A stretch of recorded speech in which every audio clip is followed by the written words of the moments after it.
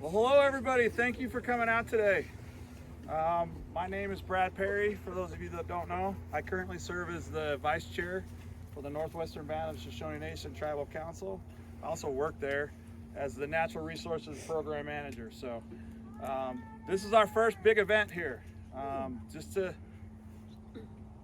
experience this with a lot of people is humbling. It's good that so many people want to come out and help. I hope people kind of know where they are. This is the Bear River Massacre Site, what we call Wuda Ogwa, or Bear River.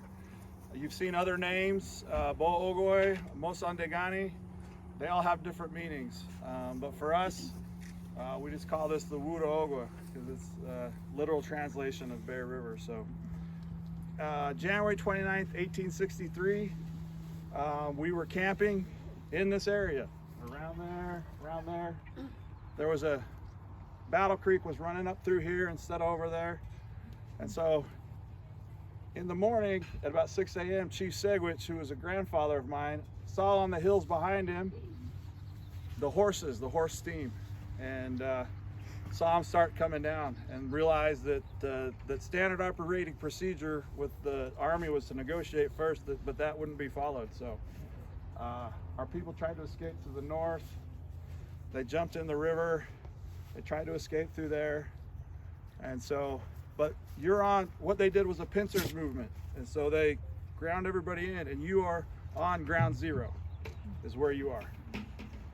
So we'll ask you to be respectful. We'll ask you to be happy. We want you to have a good time. For thousands of years, this wasn't a massacre site. It was a place we came and camped. We found artifacts dating back 3,000 years ago here recently. And so we know that we were here. We would be here to perform the warm dance. That was more than just a dance. It was I call it a time for gossip, gambling, and games. You'd have other Shoshone tribes come in and meet with the Northwesterns, and everybody would get caught up. You could find your spouse there. Obviously we had stick games. Indians love gambling. Foot races, horse races. They would do that here. They would also come here and do that sort of thing in the summer. And that sounds like a big, lack of a better term, nice powwow or a gathering. And how cool it must have been, because that's when you saw all your friends and got to catch up. So this was an exciting place. And by inviting you all out and doing this, we want to recapture that. We want to make this place a place to come again, and be respectful and understand what happened here, but get over it. We'll never forget it, but we want to move on together with everybody. This particular site, where's Bob, Darren, and Brian? Are you guys here? Raise your hands. Bob and Darren from BioWest. My engineer's probably out engineering something. Bob and Darren were with me on day one in 2019 on the hill. We were looking over this, and our exact expression was, what in the hell are we going to do with all of this?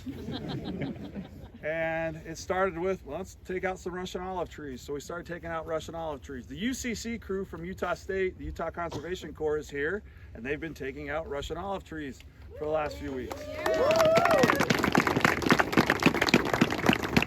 This is their third year doing it. So you can see that it used to be all lined there.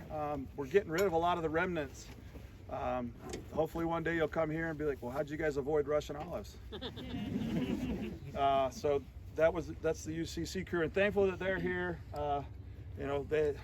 Benjamin Winter has been leading them, and we're happy to have them here helping us plant and gather.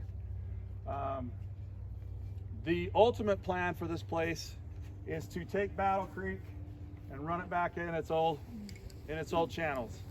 That's what we're working towards. This helps us start to do those sorts of things. This landscape is going to change. This is 10,000 of what is going to be another 290,000 plants and trees. They're going to be in this area.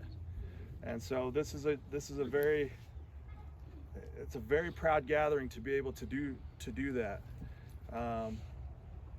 we have a lot of different things that we want to do here. We want to share this place with people, but the ultimate goal for us is, when we answered that question on the hill with Rios and some other folks, we said the best thing to do is ecological restoration, full ecological restoration. And right now our goal, and this is, we kind of shot, you know, we aimed a little low, but 13,000 acre feet of water a year back to the Great Salt Lake. That's our goal.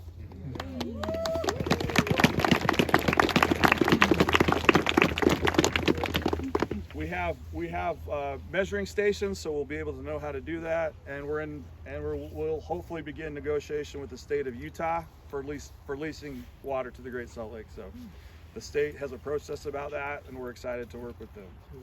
So for today, thank you for coming. I don't know if some of you dreamed that you would have 30 or 40-foot trees. That's just not the case. We've done that before, but we're starting out small today. A lot of these cuttings that you're planting have been taken by the crews that we're working with and by us from the different trees and plants in this area. So they've been growing in a nursery. We were supposed to put them in last year at the end of October, and it snowed the week before, and we just said, oh, we'll get to it after it snows. I came back in July and it was still too wet, so so here we are. We're thankful that Dhamma Appa, or the great creator, has given us such a wonderful day.